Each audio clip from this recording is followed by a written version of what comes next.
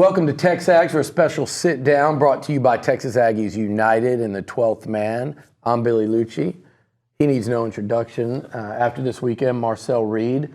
Good to have you back and good timing. Yes, sir. Good to be here. Absolutely, always. What do you think of the new studio here? I like it. I mean, mainly, what do you think about this? Looks good. Looks clean. Icy whites. Is that a completion or what? I think that was a completion. I mean, it looks like you look confident throwing that. Oh, that was the 20-yarder to Moose? That was some moves. It had to be. What makes you, how can you tell that? That's crazy. I remember that guy coming at you. You remember that guy coming at you? Yeah. I remember him coming. That was a big early play, and a lot of big early plays for you in the offense on Saturday. Y'all came out firing, and the story leading up to that makes that all the more impressive, Marcel. And I want to talk about this in a minute. The second time you've kind of not really known, but just take us through last week and that morning in terms of, you know, I know you knew it was a real possibility that you could start, and then I guess you said yesterday to the media, like you kind of found out during warm-ups. What was your approach all week? Because I know, like, talking to you for the last 2 years, you're kind of mature beyond your years, and that's, you know, we've talked about coach's son, all that, but that's not an easy prep there mentally. How'd you handle it? Yeah, I mean, you got to be prepared at all times. You never know what's going to happen. I said this before, but like last year, you know, people would go down and you got to be ready. And I was young, had to grow up really quick at that time. So now just having that in my mind, anybody can go down at any time. And everybody in that room is capable. I mean, it's really impressive how much talent we have in that quarterback room. Any one of us can get it done, but just having to be me on that Saturday night, and I was ready for my name to be called, and when it was called, I performed. That is pretty. I didn't think about that. You went how many games last year knowing you were one play away? Yeah. Down the stretch with Jalen? Probably about 2 or 3. Yeah. So 2 starts for you, or not 2 starts. One, your first career start on the road in the swamp, a lot on the line for your team.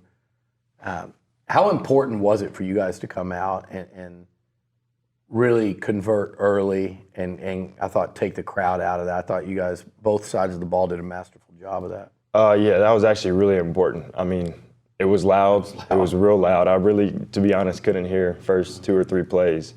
But yeah, we all knew coming in this was going to be another road game that we were going to be facing, and we had to get this win. We haven't had one in 1,065 days, they say.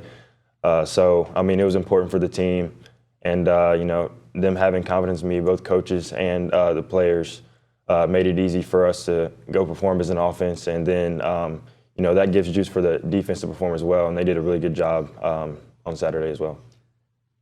How many times have you watched the Swamp on TV growing up in Nashville, watching with that rivalry what it is, and to go out there and take the field? I've watched it a lot. I mean, I used to watch, you know, Tim Tebow, Percy Harvin, all them, like all the time. Heard about the Swamp, heard about it being, you know, one of the loudest places, obviously, until I got here. Yeah, it's a great college football environment. You see it on TV all the time, you know, when they play Georgia or Tennessee, stuff like that. And, you know, just being in there for the first time as a player, it feels different, for sure. It feels different. But at the end of the day, we got a job, and we got to take care of it, and got to play football. How are you, Marcel, mixing? And I just watched you the other day, and it's like a blend of playing completely within the offense and structure, and then also instinctive. You seem to have – you did a great job, I thought, Saturday of mixing the two, which I thought caused a lot of problems for Florida. I personally thought that scramble on 2nd and 21, you talk about the crowd, I compared it, and not to put it on you, people always misinterpret, but like it reminded me of Johnny early on the first drive at Alabama in 2012, just where it took a lot out of the crowd, and then the way then you hit Moose. That was a big third down. Then y'all get a flag, keep the drive going on. Like those plays early on I thought were so significant. But I just felt like you did a really nice job of keeping them off balance of within the system, but then also taking off and keeping them on their heels the whole game. Is that something you even think about, or is it just like, I'm just going to play, and when I feel it, I go? Yeah, it's not really something I do think about. It's just, being instinctive, like you said. My dad tells me all the time, if you don't see it, run, use your legs, use what God gave you. So I do that a lot. But, going into this game plan, we talked a lot about how LSU played them last year, and they weren't really getting things clicking until Jaden Daniels started to use his legs, take off. Yeah. And that really beat down the Florida defense. So I had that in the back of my mind in that game. And, it played out pretty well. So, like you said, that long run definitely brought the crowd down a little bit. And that made things a lot easier going throughout the game. How about the first touchdown pass to Theo? A, cool moment, I think, for Theo. He's come so far since getting here. And then B, I just thought that was to go up 10-0 like that. I felt like y'all's confidence at that point in the game was just soaring early. Yeah, really had a lot of confidence just going into that drive because we really should have scored on that first possession. Yeah. And, it didn't pan out how we wanted it to. But, going in that second possession, I was like, yeah, we got this. We drove it down the field, and they just opened up the gap for me to throw it. I was like, okay, let me take it. Yeah. Felt really good to get that touchdown, go up 10-0. And then being my first start, being that touchdown for the first start, and then it's Theo's first touchdown ever. I didn't really know that until the other day. But, it feels great when you can feed the ball to the tight ends. They don't get too much love all the time. But I felt really good to, get him that touchdown and go up, get the momentum going. What was your two questions, because I know there's a few to pick from, and maybe it's the obvious. It might be the long touchdown. What was your favorite play of that game? And then also, if you're nitpicking after your first start and you're sitting here telling me, hey, this is what I didn't like about, what would that be that you're like focused to fix or get better at going into next week and beyond?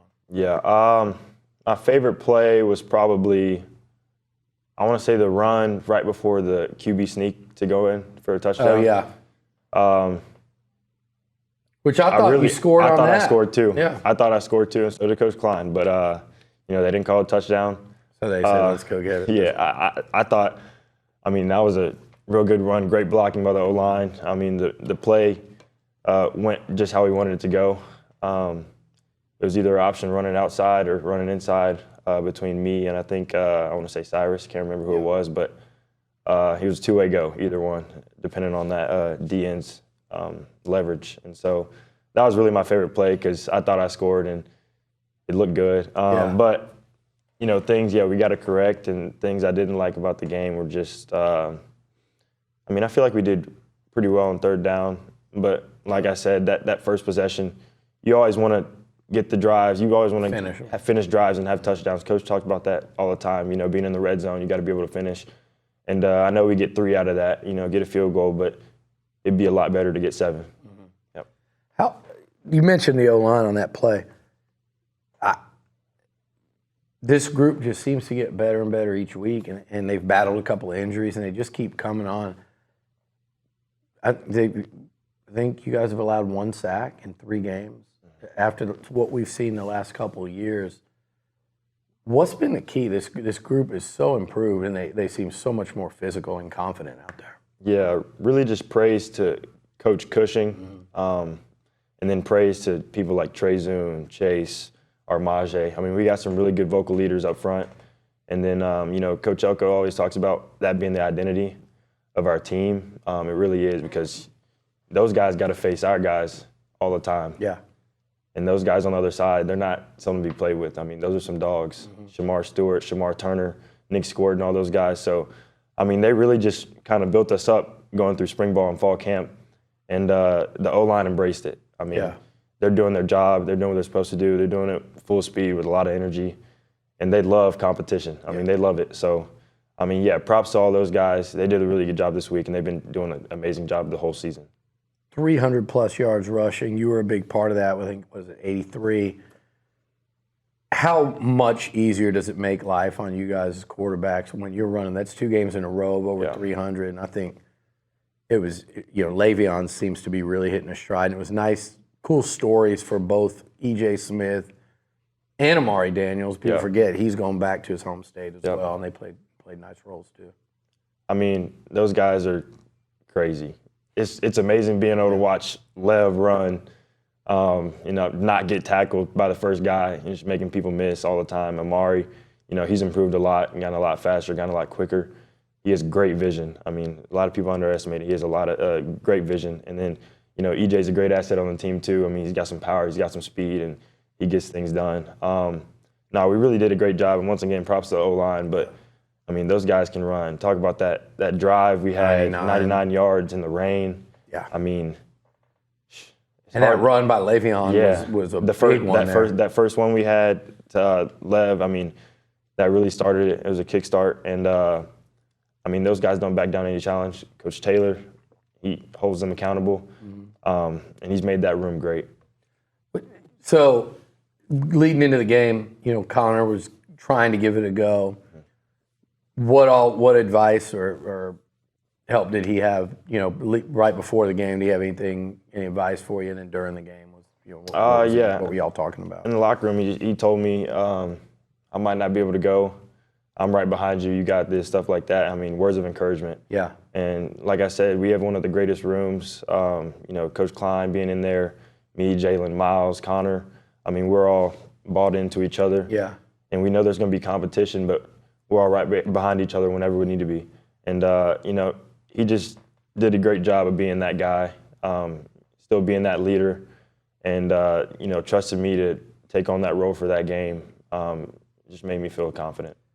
It might be a meaningless thing, but I'm just curious, like getting to play against McNeese in that whole second half and a little more last week, did that help at all? And I'm just thinking of like in-game communication with Coach Klein, I guess as much as anything else, because how much did it help getting to play a half plus of football rather than being thrown out there and having that going on for the first time?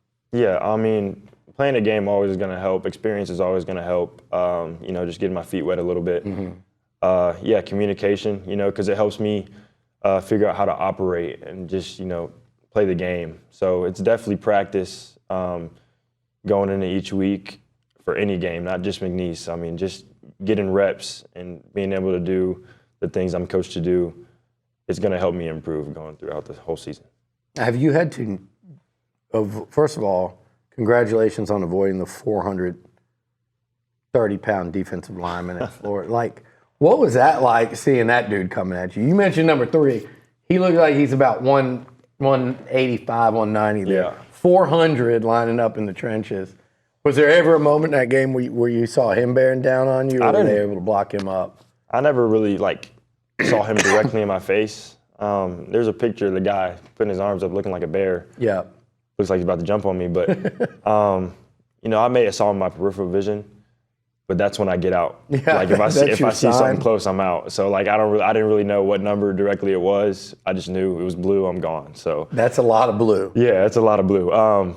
But yeah, I mean, he didn't really play that big of a factor. And again, you're going back to the O-line. Yeah, the O-line did a great job. I mean, when Coley went down, T.J. Shanahan did a great job at center, and. No, they protected me. They did what they're supposed to do, and I had a clean pocket for a lot of games. And some good big plays. Yeah. But you mentioned Moose's catch, obviously the long touchdown to Cyrus. I heard you yesterday, and this is what I'm talking about. Like I'm watching that live, and I'm like, I think it was a tight end, maybe it wasn't, but whoever, I was like, thought for sure you were going to throw it to him. Yeah. Either get the first or set up like a 3rd and 2 or something. And you saw that opening up ahead of time, bought yourself and launched it. That's what I'm talking about the press and defense. Do you feel like you can be one of those quarterbacks that does both? You know what I mean? Like it seems like you have a feel for going after the big shot, but also understanding kind of like we're going to drive 99. Yeah. We're going to drive 92. It feels like you had a good little feel because you guys took a couple shots too on the plays you got penalties. Felt like you had a good sense of like, let's go for it right here. Yeah. I mean, It all comes down to situational play, and I understand, what goes on in the game, down the distance, stuff like that. And like you said, that was my first read throwing it to the flat, Trey Watson, but I saw that cloud corner just sitting. Yeah. He had his back turned to Cyrus. He didn't see him running, and Cyrus is fast. So I just put it out there. Noah did a great job running his route, taking the safety out. Cyrus came open, and then, him and 3 did the rest. How important would it be to, keep Moose coming along and then bring 1 and 2 more and more into the mix? It was good to see Jabari back. He, like you said, you guys got in the end zone on that one. And then with Terry Bussey, I feel like we should just see more and more of his evolution each week. What would that mean to the offense if we're looking at it today and then like in a few weeks, 1, 2, and 7 are big factors? Yeah, I mean, all those guys are disciplined. They do what they're required to do. And, having people like Terry, being able to bring him in the backfield, keep him out in the slot, put him at receiver, stuff like that, it keeps the defense on their toes. So, Coach does a good job with the game plan for 2. And then, Jabari Barber is a great asset. I mean, he's quick. We can get him the ball in space. He can make plays like you saw in that screenplay. I mean, he got in the end zone and just got called back. But, those guys are big parts of our team. And we got a lot of weapons at the receiving core. So, any one of those guys can get in and, get the job done. All right, well, last one, your dad. Yep. What was y'all's conversation like? I can imagine what it was like before the game. Yeah. What advice did he have for you before, and what was it like going up and finding them after that game? He always calls me, tells me be prepared, know your reads. Like I told you earlier, if I don't have anything, run. Just being a coach and a dad at the same time. He's a great person. He's very famous in Nashville, I can tell you. Yeah. He knows Everybody a lot of people. recognized him. He knows a lot of people. Yeah. One time he got pulled over. He got out of there. No, but It's funny because he did know a lot of the cops. Yeah. We're walking through, they're saying hi. This was at the SEC basketball tournament. Yeah, he knows way too many people. But, he just tries to keep my head level at all times. Talking to me after the game, just telling me not to be worried about all this other stuff going on outside, be focused on the next week, stuff like that. We talked to him after the game. He told me he was proud of me. You worked hard for this, stuff like that. And then it was also his birthday coming up on Sunday, so he said thank you for the early birthday present. So that was pretty special. Nice. All right, special performance, but I know you got your eyes on Bowling Green and moving forward. I would ask you about your approach with the, getting your first start out of the way, but I know it's the same. So good luck this week, and we'll talk to you in a couple weeks, get you back in here. He's Marcel Reed. I'm Billy Lucci. It's Texas Aggies United, powered by TexAgs. This interview is sponsored by the 12th Man Foundation. The 12th Man Foundation is the official source for Texas A&M athletics tickets.